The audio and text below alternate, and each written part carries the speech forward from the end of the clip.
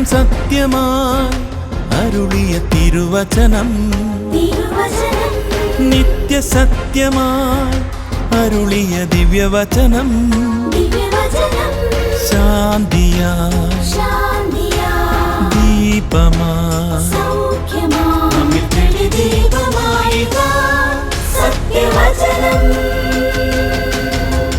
വിടുതലായി രക്ഷയായി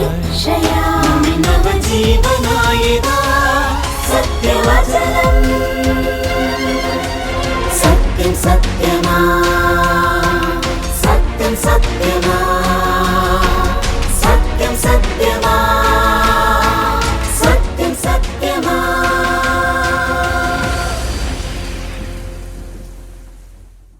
സത്യം സത്യമായി ജീവിത സാക്ഷ്യ പരിപാടിയിലേക്ക് ഇന്ന് നമ്മളോടുകൂടെ അതിഥികളായിരിക്കുന്നത് 40 വർഷക്കാലമായി വിശ്വാസത്തിൽ നിലനിൽക്കുന്ന ബാലകൃഷ്ണ സഹോദരനും ദേവിക സഹോദരിയുമാണ്.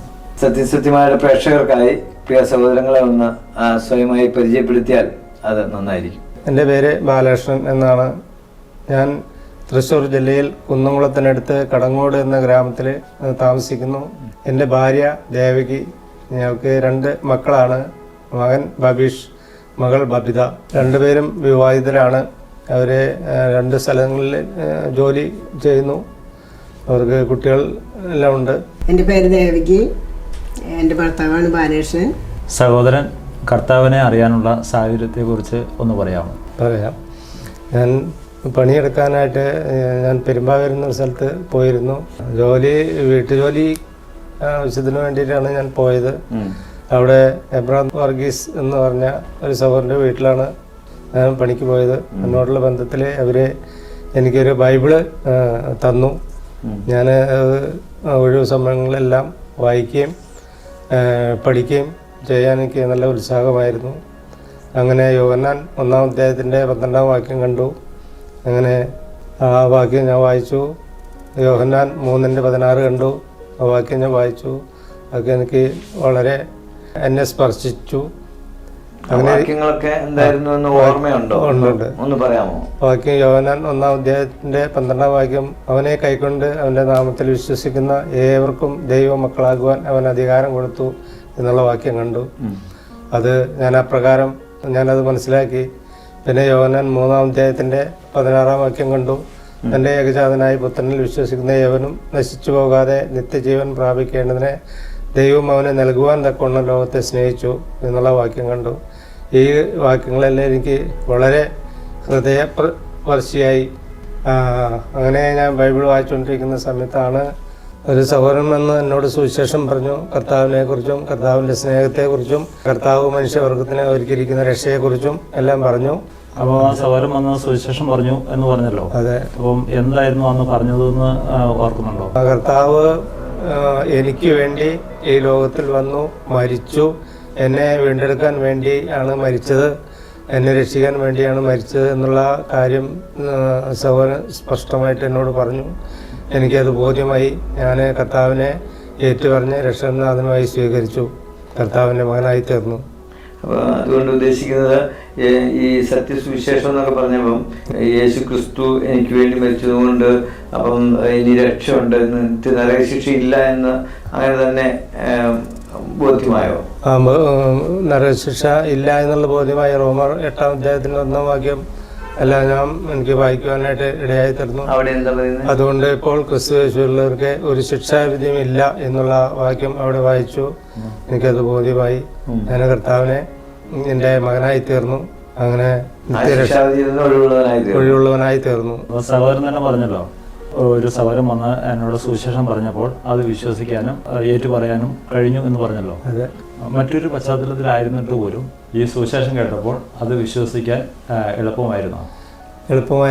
കാരണം കർത്താവായ യേശുക്രിസ്തു ഈ ലോകത്തിലേക്ക് വന്നതും പാപികളെ രക്ഷിക്കാനാണ് എന്നുള്ള ആ കാര്യം കേട്ടപ്പോൾ എനിക്ക് അത് ഒരു അത്യത്ഭുതമായിട്ട് തോന്നി. കാരണം ഞാൻ ഉൾപ്പെട്ട് നിൽക്കുന്നതായ സമൂഹം ഒരു മനുഷ്യൻ്റെ രക്ഷയ്ക്ക് വേണ്ടി പ്രവർത്തിക്കുക എന്നുള്ളതാണ് പറയുന്നത്.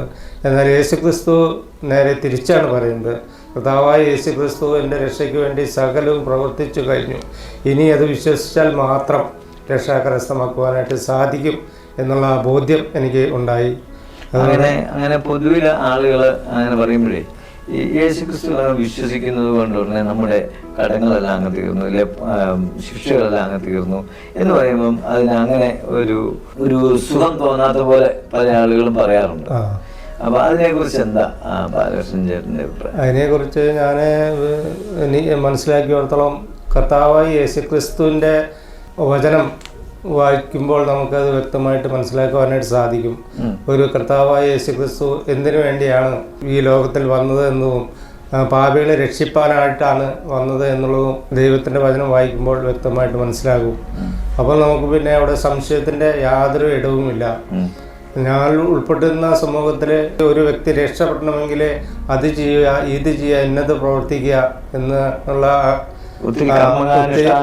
കർമാനുഷ്ഠാനങ്ങൾ ചെയ്യണമെന്നാണ് പറയുന്നത്. യേശുക്രിസ്തു ചെയ്താലും മോക്ഷം ഇല്ലെങ്കിൽ രക്ഷ ലഭിക്കുന്നു എന്ന് ഉറപ്പുണ്ടോ? യാതൊരു ഉറപ്പുമില്ല.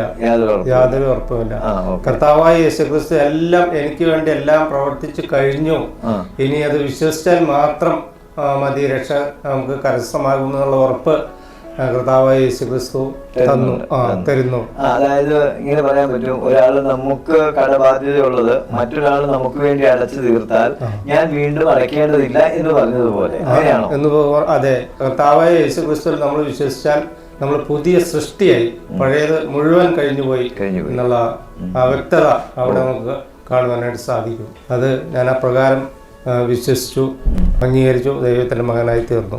ഇങ്ങനെ വിശ്വാസത്തിൽ വന്നപ്പോൾ സഹോദരിക്ക് എന്തെങ്കിലും അനുഭവം ഉണ്ടായിട്ടുണ്ടോ? ഒരുപാട് അനുഭവങ്ങൾ ഉണ്ടായിട്ടുണ്ട്. ദൈവവചനം അതുവരെ ഞാൻ അറിയാത്ത ഒരുപാട് സത്യങ്ങൾ എനിക്ക് ദൈവം ബോധ്യപ്പെടുത്തി തന്നു. ഒരു വ്യത്യാസവുമില്ല, എല്ലാവരും പാപം ചെയ്ത് ദൈവ തേജസ് നഷ്ടപ്പെടുത്തി എന്നാണ് ദൈവവചനം പറയുന്നത്. അങ്ങനത്തെ ഒരു വാക്യം ഞാൻ അതുവരെ എൻ്റെ ജീവിതത്തിൽ അനുഭവത്തിൽ ഉണ്ടായിട്ടില്ല. അപ്പോൾ ഇത് കേട്ടപ്പോൾ പിന്നെ അപ്പം അതിന് ഒരു പ്രതിവിധി വേണമല്ലോ. അപ്പോൾ എബ്രായത്തിൽ പറയുന്നുണ്ട്, ഒരിക്കൽ മരണം പിന്നെ ന്യായവിധി എന്നാണ് പറയുന്നത്. അപ്പം ഈ ഒരു വ്യത്യാസമില്ല, പാപം ചെയ്ത് ദൈവത്തെ നഷ്ടപ്പെടുത്തിയവർക്കുള്ള ഒരു പ്രതിവിധി ദൈവം വെച്ചിട്ടുണ്ട്. അവർ ഒരിക്കൽ മരണം പിന്നെ ന്യായവിധി. അപ്പം അതിന് രക്ഷ നേടണം എന്നുണ്ടെങ്കിൽ കർത്താവായി യേശുക്രിസ്തുവിൽ വിശ്വസിക്കണം എന്നുള്ളതാണ്.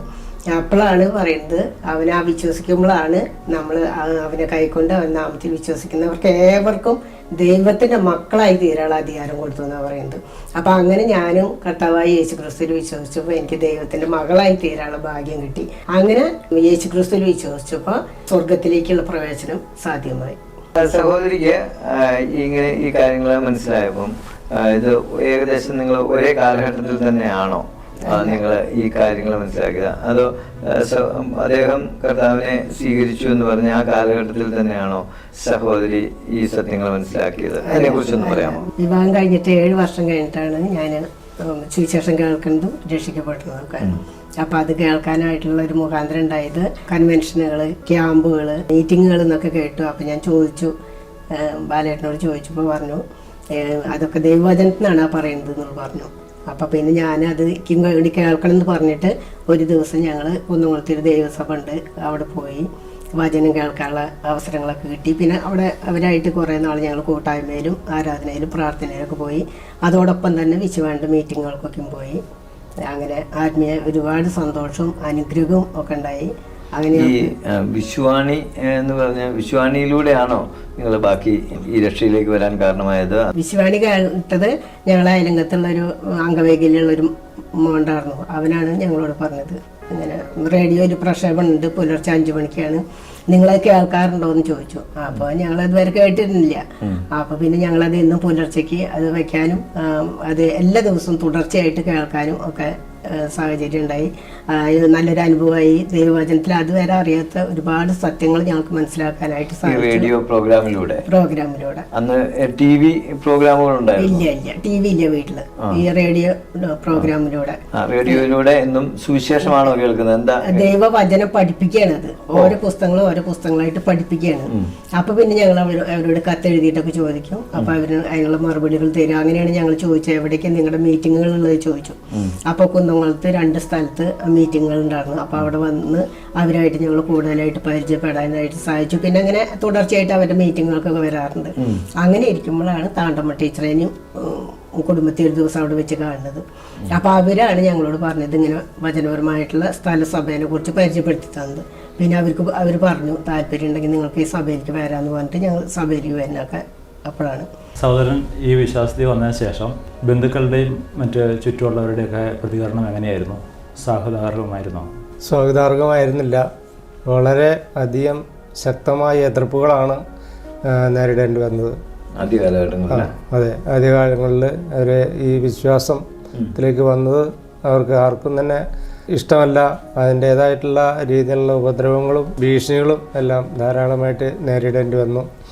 ഞാൻ ജോലി ചെയ്യുന്ന സ്ഥാപനത്തിൽ അവിടുത്തെ ജീവനക്കാർ അവർ തമ്മിൽ അവിടെ ഒരു ദൈവത്തെ സൃഷ്ടിച്ച് ആ ദൈവത്തെ ആരാധിക്കുകയും സേവിക്കുകയും ചെയ്യുന്നവർക്ക് മാത്രമേ ആ സ്ഥാപനത്തിൽ പണിയെടുക്കുവാൻ അധികാരമുള്ളൂ എന്ന് പറഞ്ഞ് എന്നെ ഭീഷണിപ്പെടുത്തുകയും ജോലിയിൽ നിന്ന് പിരിച്ചിടുവാനായിട്ട് അവർ എല്ലാ പണികളും ചെയ്യുകയും ചെയ്തു. അത് ഞാൻ ജോലി ചെയ്യുന്ന കടങ്ങോട് എന്ന സ്ഥലത്തായിരുന്നു. ഈ തൃശ്ശൂർ ജില്ല. തൃശ്ശൂർ ജില്ലയിലെ കുന്നംകുളത്തിനടുത്ത് കടങ്ങോട് എന്ന ഗ്രാമത്തിൽ. അവിടെയാണ് ഞാൻ ജോലി ചെയ്തിരുന്നത്. ഞാൻ പറഞ്ഞു, നിങ്ങൾ എന്നെ ജോലിയിൽ നിന്ന് പിരിച്ചുവിട്ടാലും എനിക്ക് കുഴപ്പമില്ല, പക്ഷേ നിങ്ങൾ പറയുന്ന ദൈവത്തെ ആരാധിക്കാനും നമസ്കരിക്കാനും പൂജാകർമ്മങ്ങൾ ചെയ്യാനും ഞാൻ തയ്യാറല്ല. കുറച്ച് പറഞ്ഞു. അവരെല്ലാവരും ചെന്ന് ഒരുപോലെ പറഞ്ഞു, ഈ വ്യക്തിയെ ഇവിടെ പണിയിൽ എടുപ്പിക്കാൻ പാടില്ല, പിരിച്ചുവിടണം എന്ന് പറഞ്ഞു. അപ്പോൾ അദ്ദേഹം പറഞ്ഞു, ഞാൻ ഇയാളിൽ ഒരു കുറ്റവും കണ്ടിട്ടില്ല, അയാൾ എൻ്റെ അടുത്ത് നിന്ന് നന്നായി പണി ചെയ്യുന്നു, പിന്നെ ഞാൻ എന്ത് കാരണം പറഞ്ഞാണ് ഈ വ്യക്തിയെ പിരിച്ചുവിടേണ്ടത്? നിങ്ങളിഷ്ടം പോലെ എന്താണെങ്കിലും ചെയ്തോളൂ, ഞാനായിട്ട് അദ്ദേഹത്തെ പിരിച്ചുവിടില്ല എന്ന് പറഞ്ഞു. അങ്ങനെ ഞാൻ ജോലിയിൽ തന്നെ തുടർന്നു. അവർ പിന്നെ യാതൊന്നും തന്നെ ചെയ്തില്ല. ഞാൻ തുടർന്നു, ഇവിടെ ജോലിയിൽ തന്നെ തുടർന്നു. ബൈബിളിലെ കർത്താവിനോട് പറയുന്നു, കർത്താവിൻ്റെ അടുത്ത് കർത്താവിനെ കുറിച്ച് പിലാത്തോസിന്റെ അടുത്തിൽ പറയുന്ന പോലെയാണല്ലോ. പിലാത്തോസ് പറഞ്ഞു, ഞാൻ ഇവന് കുറ്റമൊന്നും കാണുന്നില്ല എന്ന് പറഞ്ഞതുപോലെ ബാലകൃഷ്ണ സാറിന്റെ ജീവിതത്തിൽ അങ്ങനെ ഒരു അനുഭവം പോലെയാണല്ലോ അത് ഫീൽ ചെയ്യുന്നത്. ഞാൻ ഇവനിൽ കുറ്റമൊന്നും കാണുന്നില്ല, ഇവനെ പിരിച്ചുവിടാനുള്ള കാര്യങ്ങൾ കാണുന്നില്ല എന്നുള്ള ഒരു നില അല്ലേ? അങ്ങനെ സ്ഥാപനത്തിലെ മുതലാളി അങ്ങനെ പറഞ്ഞു, നല്ലൊരു തീരുമാനം പറഞ്ഞു. കാരണം അവിടുന്ന് ജോലി വിട്ടു പോകാനൊന്നും ഇടയായില്ല. ഇല്ല, അവര് ജോലി അവിടെ തന്നെ കുറച്ച് ജോലി ചെയ്തു. അതെ, അവര് അങ്ങനെ ഒരു കാരണം ഇല്ലാത്തതുകൊണ്ട് ഞാനായിട്ട് അദ്ദേഹത്തെ പിരിച്ചുവിടില്ല. നിങ്ങളാലാവുന്നത് എന്താണെങ്കിലും ചെയ്തോളൂ, അതുകൊണ്ട് എനിക്ക് കുഴപ്പമില്ല, അതിന് ഞാൻ തടസ്സം പറയില്ല. ഞാനായിട്ട് അദ്ദേഹത്തെ പിരിച്ചുവിടില്ല. എൻ്റെ നല്ലൊരു തൊഴിലാളിയാണ് അദ്ദേഹം. അതുകൊണ്ട് അന്ന് എന്തായിരുന്നു ജോലി ചെയ്യുന്നത്? ഞാൻ ഈ കരിങ്കല്ല് പൊട്ടിക്കല് തമരടിച്ച് പീസായി വണ്ടിക്ക് കയറ്റാൻ തയ്യാറാക്കി കൊടുക്കുന്ന ജോലിയാണ് ചെയ്തുകൊണ്ടിരുന്നത്. നന്നായിട്ട് ജോലി ചെയ്തിരുന്നു. അതെ, നന്നായിട്ട് ജോലി ചെയ്തിരുന്നു. അതുകൊണ്ട് മുതലാളിക്ക് എന്നെ പിരിച്ചുവിടാനായിട്ട് തീരെ ഇഷ്ടമുണ്ടായിരുന്നില്ല. സഹോദരൻ പറഞ്ഞല്ലോ, മുതലാളിക്ക് പിരിച്ചുവിടാൻ താല്പര്യമില്ല എന്ന് പറഞ്ഞു. അപ്പം മറ്റ് സഹപ്രവർത്തകരാണല്ലോ പിന്നെ പ്രശ്നം ഉണ്ടാക്കുന്നത്. അവർ എന്തുകൊണ്ടായിരിക്കും ഈ പ്രശ്നം ഉണ്ടാക്കാൻ കാരണം? അവർ പ്രശ്നം ഉണ്ടാക്കാൻ കാരണം എന്താണെന്ന് ചോദിച്ചാൽ, അവർ പ്രതിഷ്ഠിച്ച ദൈവത്തെ അവർ ആരാധിക്കുകയും പൂജാതി കർമ്മങ്ങൾ ചെയ്യുകയും അവിടെ ഉത്സവം അവരെല്ലാവരും കൂടി വരിയിട്ട് പണം ഉണ്ടാക്കി ഫണ്ടുണ്ടാക്കി ഉത്സവം കഴിക്കുകയും ചെയ്യുന്നു. അതിൻ്റെ ഒരു വിഹിതം ഞാനും കൊടുക്കണം, എങ്കിൽ മാത്രമേ ആ സ്ഥാപനത്തിൽ പണിയെടുക്കുവാനായിട്ട് സാധിക്കുകയുള്ളൂ എന്നാണ് അവർ പറഞ്ഞത്. ഞാൻ പറഞ്ഞു, ഞാൻ ഈ ദൈവത്തിൽ വിശ്വസിക്കുന്നില്ല, നിങ്ങൾ കൈപ്പണിയായിട്ട് ഉണ്ടാക്കിയ ദൈവത്തിൽ ഞാൻ വിശ്വസിക്കുന്നില്ല, അതുകൊണ്ട് ഞാൻ അതിനെ സേവിക്കുകയും ആരാധിക്കുകയും അതിനുവേണ്ടി ഞാൻ പണം തരികയും ചെയ്യില്ല എന്ന് പറഞ്ഞു. അതിൻ്റെ കാരണത്താലാണ് അവർ അങ്ങനെ പറയാനായിട്ട് ഇടയായി തീർന്നത്. ഈ വിശ്വാസത്തിന് വേണ്ടി നിലനിന്നപ്പോൾ മറ്റെന്തെങ്കിലും പ്രയാസങ്ങൾ നേരിടേണ്ടി വന്നിട്ടുണ്ട്? പ്രയാസങ്ങൾ നേരിടേണ്ടി വന്നിട്ടുണ്ട്. ബന്ധുക്കളും എല്ലാവരും അവരൊറ്റക്കെട്ടായി, നമ്മൾ ഒറ്റപ്പെട്ടു പോയി. അപ്പോൾ നമ്മൾക്ക് എന്തെങ്കിലും ഒരു ആവശ്യം വന്നാൽ അവരുടെ ആവശ്യത്തോട് നമ്മൾ സഹകരിക്കാത്തത് കൊണ്ട് നമുക്ക് എന്തെങ്കിലും ഒരു ആവശ്യം വന്നാൽ നമ്മുടെ വീട്ടിൽ എന്തെങ്കിലും ഒരു അപകടങ്ങളോ മരണങ്ങളോ സംഭവിച്ചാൽ അവരും അതിനോട് സഹകരിക്കില്ല.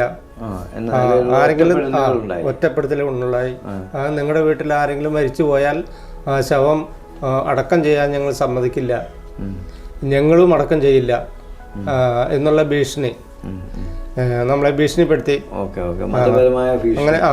അങ്ങനെ ഭയപ്പെടുത്തി നിർത്തിയേക്കുക. അപ്പോൾ ഞാൻ പറഞ്ഞു, നിങ്ങൾ അടക്കം ചെയ്യാൻ സമ്മതിക്കുകയോ സമ്മതിക്കാതിരിക്കുകയോ ഒറ്റപ്പെടുത്തുകയോ എന്തു വേണമെങ്കിൽ ചെയ്യാം, പക്ഷേ ഈ വിശ്വാസത്തിൽ നിന്ന് പിന്മാറുവാനായിട്ട് ഞങ്ങൾ ഒരുക്കമല്ല എന്ന് തീർത്ത് പറഞ്ഞു. ഇപ്പോൾ സഹോദരൻ പറഞ്ഞല്ലോ, ഈ ചുറ്റുമുള്ളവരുടെ ഭീഷണിയുടെ മുമ്പിലും വിശ്വാസത്തിൽ തന്നെ നിലനിൽക്കാനുള്ള ധൈര്യം കാണിച്ചു. അപ്പോൾ ആ ധൈര്യം എങ്ങനെയാണ് കിട്ടിയത്? ആ ധൈര്യം കിട്ടിയത് ബൈബിള് ഞാൻ സ്ഥിരമായിട്ട് വായിച്ചുകൊണ്ടിരുന്നു. അപ്പോൾ അതിലത്തെ ദൈവത്തിൻ്റെ വാഗ്ദാനങ്ങൾ, ദൈവം നമ്മൾക്ക് വേണ്ടി കരുതുന്ന കരുതല് എല്ലാം നമുക്ക് മനസ്സിലായി. യോഹന്നാൻ തന്നെ 1-ാം അധ്യായം 12-ാം വാക്യത്തിൽ പറയുന്നു, അവനെ കൈക്കൊണ്ട് അവൻ്റെ നാമത്തിൽ വിശ്വസിക്കുന്ന ഏവർക്കും ദൈവമക്കളാകുവാൻ അവൻ അധികാരം കൊടുത്തു. അങ്ങനെയാണെങ്കിൽ ദൈവം മകനായി തീർന്നു. അപ്പോൾ ദൈവത്തിനുള്ള സകലത്തിനും നമ്മൾ അവകാശിയായി തീർന്നു. അപ്പോൾ പിന്നെ നമുക്ക് മറ്റുള്ളവരെ ഭയപ്പെടേണ്ട ആവശ്യമില്ല. ദൈവത്തിൻ്റെ മകനായി കഴിഞ്ഞാൽ ദൈവം തൻ്റെ മക്കളെ കരുതും, നമ്മളെ കാക്കും, പരിപാലിക്കും എന്നുള്ള ഉറപ്പും ധൈര്യവും എനിക്ക് ലഭിച്ചു. അതിൻ്റെ പേരിൽ മാത്രമാണ് എനിക്ക് ഈ സമൂഹത്തോട് ഇങ്ങനെ പിടിച്ചു നിൽക്കാനായിട്ട്, പ്രതിസന്ധിയിൽ തളരാതെ കർത്താവിൽ ആശ്രയിച്ചുകൊണ്ട് പിടിച്ചു നിൽക്കുവാനായിട്ടുള്ള ആ ധൈര്യം ലഭിച്ചത്. ചുരുക്കത്തിൽ പറഞ്ഞാല് ജീവനുള്ള ഒരു ദൈവം അതെ നമ്മുടെ കൂടെയുണ്ട് എന്നുള്ള ഉറപ്പും ധൈര്യവും നമുക്ക് ഉണ്ടായി. അതുകൊണ്ടാണ് ഈ അനർത്ഥങ്ങൾ വരുമ്പോൾ പതറിപ്പോകാതെ, ചഞ്ചലപ്പെട്ടു പോകാതെ പിടിച്ച് ഉറച്ചു നിൽക്കുവാനുള്ള ഒരു ധൈര്യം. ദൈവത്തിൻ്റെ വചനം പറയുന്നു, യഹോവയിൽ ആശ്രയിക്കുന്നവർ കുലുങ്ങാതെ എന്നേക്കും നിൽക്കുന്ന സിയോൻ പർവ്വതം പോലെയാകുന്നു എന്നാണ് പറയുന്നത്. അതുപോലെ ഏതെല്ലാം പ്രതിസന്ധികൾ നേരിടേണ്ടി വന്നാലും ദൈവം നമ്മളോട് കൂടെ ഉണ്ട് എന്നുള്ള ഉത്തമ ഉറപ്പും ബോധ്യവും നമുക്കുണ്ടായി. അതുകൊണ്ടാണ് എനിക്ക് പിടിച്ചു നിൽക്കുവാനായിട്ട് ഉള്ള ശക്തി ഇടയായിത്തീർന്നത്. ഈ വിശ്വാസത്തിൽ വന്നതിന് ശേഷമുള്ള സഹോദരയുടെ അനുഭവം ഒന്ന് പറയാമോ? ഞാൻ താണ്ടമ്മൻ ടീച്ചറിനായിട്ട് പരിചയപ്പെട്ടു പറഞ്ഞു. അപ്പോൾ ഇവിടെ കുടുംബമായിട്ട് ഭയങ്കര അടുപ്പാവാനും നല്ല കൂട്ടായ്മ കിട്ടി. ഇഷ്ടംപോലെ വചനം പഠിക്കാനുള്ള സൗകര്യങ്ങൾ ഒരുക്കി തന്നു. ഞങ്ങൾക്ക് മാസം മാസം ഇവിടെ ബ്രന്തോ മാസം അവർ നേരിട്ട് വന്നിട്ട് ഒരു ദിവസം വന്നിട്ട് ക്ലാസ് എടുക്കുകയും ചെയ്തു. അപ്പോൾ പ്രാദേശിക സഭേനെ കുറിച്ചിട്ടും തിരുവചനത്തിലെ ആഴമേറിയ സത്യങ്ങളെ കുറിച്ചിട്ടൊക്കെ ഒരുപാട് പഠിക്കാനും ഉള്ള സാഹചര്യങ്ങൾ കിട്ടി. അങ്ങനെ ഞങ്ങൾക്ക് ആത്മീയമായിട്ട് ഒരുപാട് വളർച്ച കിട്ടാനായിട്ട് സഹായിച്ചു. പിന്നെ അങ്ങനെ സഭയിൽ നിന്നും നല്ല വിശ്വാസികൾ തമ്മിലുള്ള കൂട്ടായ്മ കിട്ടി, സ്നേഹവും സന്തോഷവും ഒക്കെ കിട്ടി. അങ്ങനെ ആത്മീയ നല്ലൊരു അന്തരീക്ഷത്തിൽ തുടർന്ന് പോകാനായിട്ട് സഹായിച്ചു. അത് കാരണം കൊണ്ടാണ് ഞങ്ങൾക്ക് മറ്റുള്ളവരുടെ കുത്തുവാക്കുകളായാലും എതിർപ്പുകളായാലും പ്രശ്നങ്ങളായാലും ഒന്നും ഞങ്ങൾക്ക് അത് ഞങ്ങളെ ബാധിക്കാതെ ഇരുന്നത്. കുടുംബം എന്നുള്ള ഒരു നല്ലൊരു ആത്മീയ ബന്ധം താണ്ടമ്മ വിൽസൺ അവരുടെ വീട്ടിൽ നിന്ന് ഞങ്ങൾക്ക് കിട്ടി. സഭയിൽ നിന്ന് നല്ലൊരു കൂട്ടായ്മ കിട്ടിയിട്ട് എല്ലാ വിശ്വാസികളായി അവരും നിങ്ങൾ ഒരുമിച്ച് ഒരു കൂടിവരവിലേക്ക് എത്തിപ്പെട്ടു. ഇപ്പോഴത്തേക്കൊക്കെ മക്കളൊക്കെ മക്കള് ഞങ്ങൾ ഈ സഭയിൽ വരുമ്പോൾ അധികം പ്രായമായിട്ടുണ്ടായിരുന്നില്ല. പക്ഷെ പിന്നീട് അപ്പൊ ഞങ്ങൾക്ക് മക്കളെ കുറിച്ചുള്ള ഭാവി ഒന്നും ഞങ്ങൾക്ക് അറിഞ്ഞിരുന്നില്ല. അവര് പഠിക്കുക എവിടെ എത്തുന്നു ഒന്നും അറിഞ്ഞിരുന്നില്ല. ഞങ്ങളതിനെ ഓരോരുത്തരൊക്കെ ചോദ്യങ്ങൾ ചോദിച്ചായിരുന്നു. എന്ത് കണ്ടിട്ട് മക്കൾ വളർന്നു വരുമ്പോൾ നിങ്ങൾ ഇങ്ങനെ പോകുന്നതെന്നൊക്കെ ചോദിച്ചായിരുന്നു. പക്ഷെ ദൈവം അതിനൊക്കെ ഒരു വഴി കണ്ടിട്ടുണ്ട് എന്നുള്ളൊരു വിശ്വാസം ഞങ്ങളുടെ ഹൃദയത്തിൽ ഉണ്ടായതുകൊണ്ട് അവരൊക്കെ തക്ക സമയത്ത് തന്നെ അവർക്ക് പഠിക്കാൻ വേണ്ട സാഹചര്യങ്ങളൊക്കെ ദൈവം ഒരുക്കി തന്നു. അതുപോലെ രണ്ടാൾ നല്ലൊരു നിലയിലേക്ക് എത്തിച്ചേരാനായിട്ട് മോളേനെയാണെങ്കിൽ പ്രത്യേകാല് +2 കഴിഞ്ഞിട്ട് നഴ്സിങ്ങിന് ചേർക്കാനായിട്ട് അതൊക്കെ സഹോദരങ്ങളുടെ ഉത്സാഹിപ്പിക്കലും കൂടിയിട്ടാണ്. ഞങ്ങളെ സംബന്ധിച്ച് നോക്കുമ്പോൾ അതൊന്നും ചിന്തിക്കാൻ പോലും പറ്റാത്ത ഒരു സാഹചര്യത്തിലായിരുന്നു. വളരെയധികം സാമ്പത്തികമായിട്ട് പിന്നാക്കം നിൽക്കുന്ന കുടുംബമായതുകൊണ്ട്. അപ്പോൾ പക്ഷേ സഹോദരങ്ങളൊക്കെ ഞങ്ങൾ ഉത്സാഹിപ്പിച്ചു. നിങ്ങൾ നഴ്സിങ്ങിന് ചേർത്തിയാൽ മതി, അവൾക്ക് അതിനുള്ള കഴിവുണ്ട് എന്ന് പറഞ്ഞിട്ട് അവരെ ഞങ്ങൾ ഉത്സാഹിപ്പിക്കുകയും ചെയ്ത് അങ്ങനെ അവളെ നഴ്സിംഗ് പഠിപ്പിച്ചു. അതുപോലെ മോനെ അത് BCom വരെ പഠിച്ചു. എന്നിട്ട് അവൻ പിന്നെ കുറച്ച് നാളൊക്കെ അക്കൗണ്ടൻ്റൊക്കെ ആയിട്ട് ജോലി ചെയ്തു. പിന്നെ അതിന് ശേഷം അവൻ ഇങ്ങനെ നിർമ്മാണ മേഖലയിലേക്ക് കടന്നു. പിന്നെ തക്ക സമയത്തിന് ഞങ്ങൾക്ക് ടെൻഷൻ അടിക്കേണ്ട പ്രയാസപ്പെടേണ്ട ഒരു ആവശ്യം വന്നില്ല. രണ്ടുപേർക്കും തക്കതായ തുണകളെ ദൈവം തന്നെ ഒരുക്കി തന്ന അതാത് സമയത്ത്. അതിനുവേണ്ടി ഞങ്ങളെ അന്ന് പറഞ്ഞവരുടെ പോലും വിവാഹങ്ങളും കഴിയാതെ ബന്ധുക്കളൊക്കെ ആകെ ടെൻഷൻ അടിച്ച് ഇപ്പോഴും കഴിയാതെ നിൽക്കുന്നുണ്ട്. ബബീഷിൻ്റെ മോളുടെ ഒക്കെ ഒപ്പമുള്ളവർ ഇപ്പോഴും കഴിയാതെ നിൽക്കുന്നുണ്ട്. എന്നാൽ ദൈവം അതാത് പ്രായത്തിൽ ബബീഷിന് 25 വയസ്സായപ്പോൾ തന്നെ ഒരു തുണേനെ ദൈവം ഒരുക്കി തന്നു. മോൾക്ക് അതേപോലെ 22 വയസ്സാകുമ്പോഴേക്കും അവൾക്ക് ഒരു തുണേനെ ദൈവം ഒരുക്കി തന്നു. ദൈവത്തിന്റെ വചനത്തിൽ ഇങ്ങനെ പറയുന്ന പോലെ ദൈവത്തെ സ്നേഹിക്കുന്ന നിർണയപ്രകാരം വിളിക്കുക പ്രിയപ്പെട്ടവർക്ക് സകലം നന്മയ്ക്കായി കൂടി വ്യാപരിപ്പിക്കുന്നു. ഞങ്ങളുടെ സ്വന്തം അനുഭവത്തിൽ നിന്ന് ഞങ്ങൾക്കത് മനസ്സിലാക്കാനായിട്ട് സാധിച്ചു. അങ്ങനെ മക്കളെ കുറിച്ച് ഞങ്ങൾക്ക് ഒരു ടെൻഷൻ അടിക്കേണ്ടി വന്നില്ല. ദൈവം അവരെ ധാരാളമായിട്ട് അനുഗ്രഹിച്ചു. ഇന്ന് ഞങ്ങൾക്ക് 4 പേരക്കുട്ടികളെ തന്നു. ദൈവം അത്രത്തോളം ഞങ്ങൾ വളരെയധികം സന്തോഷത്തിലും അനുഗ്രഹത്തിൽ നിർത്തി. കുടുംബപരമായിട്ട് ദൈവകൃപയാൽ നിങ്ങൾ നല്ല സന്തോഷത്തിലാണ് ഇപ്പോഴും. അതെ, നല്ല സന്തോഷത്തിൽ പോകണം. ദൈവകൃപയാൽ കുടുംബമായിട്ട് നിങ്ങൾ വളരെ സന്തോഷത്തിൽ പോകുന്നു എന്ന് വേണം പറയാൻ, അല്ലേ? അതെ, വളരെ സന്തോഷത്തിലാണ് പോകുന്നത്. മോള് ലണ്ടനിലാണ്. ഒരു കുടുംബമായിട്ട് അവിടെ വളരെയധികം സന്തോഷത്തിൽ അവിടെ ഒരു ആത്മീയ കൂട്ടായ്മയൊക്കെ ഉണ്ട് അവർക്ക്. അങ്ങനെ നല്ലൊരു അനുഗ്രഹിക്കപ്പെട്ട രീതിയിൽ അവർ പോകുന്നുണ്ട്. ഈ മക്കളും വിശ്വാസത്തിലുള്ള വിശ്വാസത്തിലുള്ള ആളുകളെ തന്നെയാണോ വിവാഹം കഴിച്ചിരിക്കുന്നത്? മോളേനെ കല്യാണം കഴിച്ചിരിക്കുന്നത് പാലക്കാട് ജില്ലയില് കോങ്ങാട് എന്ന് പറഞ്ഞ സ്ഥലത്ത്. അവര് അവിടെ ഉള്ളൊരു പ്രാദേശിക സഭയായിട്ട് ബന്ധപ്പെട്ട് പോണ ഒരു കുടുംബമാണ്. അതുപോലെ മോൻ കല്യാണം കഴിച്ചതായാലും അതെ, അവൻ എറണാകുളം ജില്ലയില് ആരംകുന്ന സഭയില് പോണൊരു സഭാംഗായിരുന്നു. അങ്ങനെ നല്ലൊരു അനുഗ്രഹിക്കപ്പെട്ട 2 കുടുംബത്തിൽ തന്നെ ഞങ്ങളുടെ മക്കൾക്ക് നല്ല ബന്ധങ്ങൾ ദൈവം ഏതായാലും നിങ്ങളുടെ കുടുംബത്തെ ആ നിലയിൽ ആത്മീയമായിട്ടും മക്കളുടെ ഭാവിയെ ആരുടെയും മുമ്പിൽ ലജ്ജിക്കാതെ വണ്ണം ദൈവം അനുഗ്രഹിച്ചു, ഇത്രത്തോളം വഴി നടത്തി എന്ന് നമുക്ക് സ്തോത്രത്തിനായിട്ട് പറയാൻ പറ്റും. ഇപ്പോൾ സന്തോഷകരമായി ഇരിക്കുന്നുണ്ട്. സത്യമായുടെ പ്രേക്ഷകരോട് എന്താണ് പ്രത്യേകമായി പറയാനുള്ളത്? ഞങ്ങൾക്ക് പ്രേക്ഷകരോട് ഞങ്ങൾക്ക് പറയാനുള്ളത്, ഞങ്ങൾ കണ്ടുമുട്ടിയ ദൈവം നമ്മളെ സ്നേഹിച്ചു, നമുക്ക് വേണ്ടി തൻ്റെ ജീവനെ നമുക്ക് വിലയായി നൽകി തന്നു. നിത്യസന്തോഷം, നിത്യസമാധാനം, നിത്യജീവനും നൽകി തന്നു. ഞങ്ങളെ നിത്യസമൃദ്ധിയിൽ ഒന്നിനും കുറവില്ലാത്തവരായി ദൈവം ഞങ്ങളെ നിർത്തിയിരിക്കുന്നു. ദൈവത്തിൻ്റെ വിലയേറിയ വാഗ്ദത്തം ഞങ്ങൾക്ക് നൽകി തന്നു. കർത്താവായ യേശു ക്രിസ്തുവിൽ വിശ്വസിക്കുക, എന്നാൽ നീയും നിൻ്റെ കുടുംബവും രക്ഷ പ്രാപിക്കും എന്ന് അപ്പോസ്തലപ്രവൃത്തി 16-ാം അധ്യായത്തിൻ്റെ 31-ാം വാക്യത്തിൽ നമ്മൾ വായിക്കുന്നുണ്ട്. അത് ദൈവത്തിൻ്റെ വാഗ്ദത്തമാണത്. ഞാൻ കർത്താവായ യേശു ക്രിസ്തുവിൽ വിശ്വസിച്ചു, ഞാനും എൻ്റെ കുടുംബവും ഇന്ന് രക്ഷ പ്രാപിച്ചു. ഈ ലോകത്തിൽ ഞങ്ങൾക്ക് എന്തുണ്ടെങ്കിലും അതിനെല്ലാം ഉപരി ഞങ്ങൾ കർത്താവായ യേശു ക്രിസ്തുവിനെ കണ്ടുമുട്ടിയതാണ്, നിത്യജീവൻ പ്രാപിച്ചതാണ് ഞങ്ങൾക്ക് ഏറ്റവും ഞങ്ങളുടെ ജീവിതത്തിലെ സൗഭാഗ്യമായി ഇരിക്കുന്നത്. അതുകൊണ്ട് ഞങ്ങൾക്ക് എന്തെല്ലാം പ്രതിസന്ധികൾ നേരിടേണ്ടി വന്നാലും, എന്തെല്ലാം ദുഃഖങ്ങൾ നേരിടേണ്ടി വന്നാലും, എന്തെല്ലാം വില കൊടുക്കേണ്ടി വന്നാലും ഞങ്ങൾക്ക് യാതൊരു പ്രയാസവുമില്ലാതെ അത് എല്ലാം സഹിക്കാനും ക്ഷമിക്കാനും തരണം ചെയ്യുവാനുള്ള ആ കഴിവ് ദൈവം ഞങ്ങൾക്ക് നൽകി തന്നു. പറഞ്ഞതുപോലെ ഈ ലോകം മുഴുവൻ നേടിയാലും എന്റെ ആത്മാവ് നഷ്ടമായാൽ എന്ത് പ്രയോജനം എന്ന് വേറൊരു വാക്യമുണ്ടല്ലോ, അതുപോലെ ആണോ സ്വതന്ത്ര ഉദ്ദേശിച്ചത്? അതെ, എന്തെല്ലാം നമ്മൾ സമ്പാദിച്ചാലും അതിനെല്ലാം ഉപരിയായി കർത്താവായ യേശു ക്രിസ്തു നമുക്ക് നൽകി തന്ന നിത്യസമ്പത്താണ്. അത് കരസ്ഥമാക്കാതെ നമ്മളുടെ ജീവനെ നമ്മൾ നഷ്ടപ്പെടുത്തി കളഞ്ഞാൽ നമുക്ക് എന്താണ് അതുകൊണ്ട് പ്രയോജനമുള്ളത്?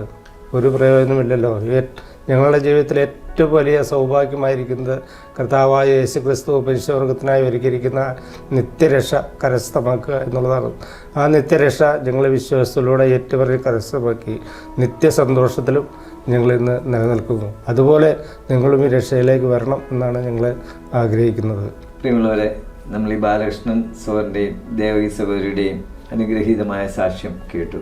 പ്രിയപ്പെട്ടവര്, പ്രത്യേകമായ ഒരു പശ്ചാത്തലത്തിൽ നിന്നും കർത്താവായ യേശു ക്രിസ്തുവിനെ അറിയുവാനും രക്ഷിതാവായി സ്വീകരിക്കുവാനും തങ്ങൾക്ക് ലഭിച്ച ഭാഗ്യത്തെക്കുറിച്ച് നമ്മളോട് പറഞ്ഞു.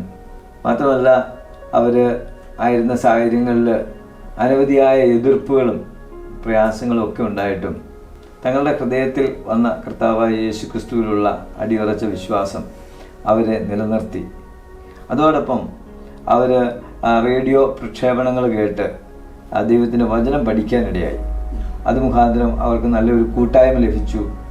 പ്രിയപ്പെട്ടവരെ പരിചയപ്പെടുത്തിയതുപോലെ താണ്ടമ്മ വിൽസൺ സഹോദരിയുമായി പരിചയപ്പെട്ട് അവരൊരു പ്രാദേശികമായ സഭാ കൂടിവരവിലേക്ക് വരുവാനായിട്ട് കഴിഞ്ഞതും നമ്മൾ കേട്ടു.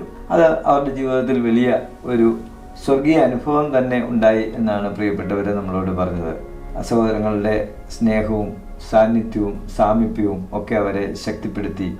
മറ്റനേക പ്രയാസങ്ങളുടെയും പ്രതിസന്ധികളുടെയും നടുവിൽ അവർ ഇത്രത്തോളം സന്തോഷത്തോടെ നിലനിന്നു.